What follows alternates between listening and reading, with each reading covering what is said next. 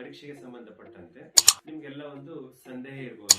ಏನಂತಂದ್ರೆ ಪ್ರಶ್ನೆ ಪತ್ರಿಕೆಗಳು ಬ್ಲೂ ಪ್ರಿಂಟ್ ಪ್ರಕಾರನೇ ಬರುತ್ತಾ ಅಥವಾ ಸಂಪೂರ್ಣ ಪ್ರಶ್ನೆ ಪತ್ರಿಕೆನೇ ಚೇಂಜ್ ಆಗಿರುತ್ತಾ ಅಂತಕ್ಕಂಥ ಸಂದೇಹ ಇರಬಹುದು.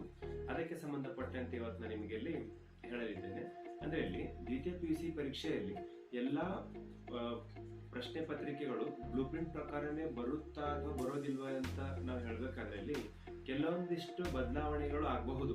ಅಂದ್ರೆ ಸುಮಾರು ಒಂದು 5%, 10% ಕೆಲವೊಂದು ಸಲ ಕೆಲವೊಂದು ಪತ್ರಿಕೆಯಲ್ಲಿ ಬ್ಲೂ ಪ್ರಿಂಟ್ ಪ್ರಕಾರ ಕೊಡದೇನೆ ಬದಲಾವಣೆ ಮಾಡಬಹುದು.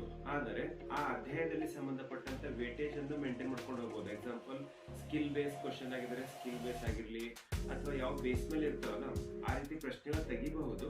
ಆದರೆ ಬ್ಲೂ ಪ್ರಿಂಟ್ ನಲ್ಲಿ ಈ ಅಧ್ಯಾಯದಿಂದ 6ನೇ ಅಂಕದ ಪ್ರಶ್ನೆ ಬರುತ್ತೆ, ಇದರಿಂದ 5ನೇ ಅಂಕ 10ನೇ ಅಂಕ ಬರುತ್ತೆ ಅಂತಂದ್ರೆ ಕಡ್ಡಾಯವಾಗಿ ಬರುತ್ತೆ ಅಂತ ನಾವು ತಿಳ್ಕೊಂಡ್ರೆ ಕೆಲವೊಂದು ಸಲ ತಪ್ಪಾಗಬಹುದು. ಬದಲಾವಣೆ ಆಗುತ್ತೆ, ಆದ್ರೆ ಕೇವಲ ಒಂದು 5 ಅಂಕದಿಂದ ಮಿನಿಮಮ್ 5 ಅಂಕ ಅನ್ಕೊಂಡ್ರೆ ಮ್ಯಾಕ್ಸಿಮಮ್ ಒಂದು 10 ಅಂಕದವರೆಗೂ ಹೆಚ್ಚು ಕಡಿಮೆ ಆಗ್ಬೋದು.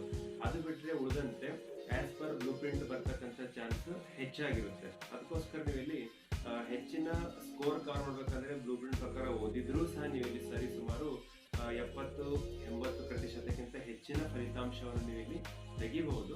ಅದಕ್ಕೋಸ್ಕರ ಎಲ್ಲಾ ಅಧ್ಯಾಯಗಳನ್ನು ಒಳ್ಳೆ ರೀತಿ ಓದ್ಕೊಳ್ಳಿ.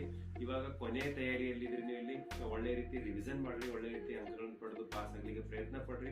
ಬ್ಲೂ ಪ್ರಿಂಟ್ ಅನ್ನು ಫಾಲೋ ಮಾಡ್ರಿ, ಹೆಚ್ಚಿನ ಅಂಕ ಪಡೆಯಲು ಅದು ಸಹ ನಿಮ್ಗೆ ಇಲ್ಲಿ ನೆರವಾಗುತ್ತೆ. ಬದಲಾವಣೆ ಆದ್ರೆ ಒಂದು 5-10 ಅಂಕಗಳು ಹೆಚ್ಚು ಕಡಿಮೆ ಆಗ್ಬೋದು. ಅದೇ ಉಳಿದಿರ್ತಕ್ಕಂಥ ಅಂಕಗಳಂತೂ ಬ್ಲೂ ಪ್ರಿಂಟ್ ಪ್ರಕಾರ ಬರ್ತಕ್ಕಂಥ ಸಂಭವನೀಯತೆ ಹೆಚ್ಚಾಗಿರುತ್ತೆ. ಈ ವಿಡಿಯೋ ನಿಮ್ಗೆ ಇಷ್ಟ ಆದರೆ ಲೈಕ್ ಮಾಡಿ, ಶೇರ್ ಮಾಡಿ, ತಪ್ಪದೆ ಸಬ್ಸ್ಕ್ರೈಬ್